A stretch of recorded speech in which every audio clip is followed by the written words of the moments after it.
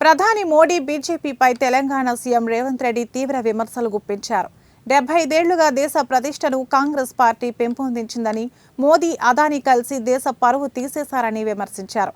అదానీ అవినీతిని మోదీ ఎందుకు ప్రశ్నించడం లేదని అసహనం వ్యక్తం చేశారు.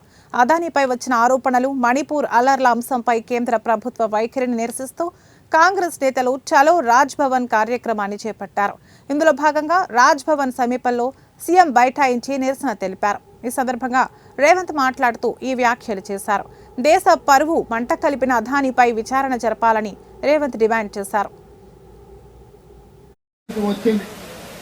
ఈరోజు చాలా మంది అనుకుంటున్నారు మీడియా మిత్రులు, తెలంగాణ రాష్ట్ర ముఖ్యమంత్రి అయిన రేవంత్ రెడ్డి, ఉప ముఖ్యమంత్రి గారు, మంత్రివర్గ సహచరులు ప్రభుత్వమే ధర్నాలో కూర్చోవడం ఏంటి అని కొంతమందికి ఈరోజు మేము తెలుపుతున్న నిరసన నచ్చకపోవచ్చు, కొంతమందికి కడుపులో కొంచెం నొప్పిలు ఇవ్వచ్చు.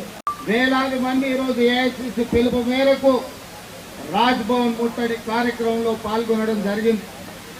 రాజ్ భవన్ కూతవేటు దూరంలో హైదరాబాద్ పోలీసులు మనల్ని అడ్డుకోవడంతో ఈ రోజు ఈ రోడ్డు మీదనే మన నిరసన కార్యక్రమాన్ని తెలియజెప్పాల్సిన పరిస్థితి వచ్చింది.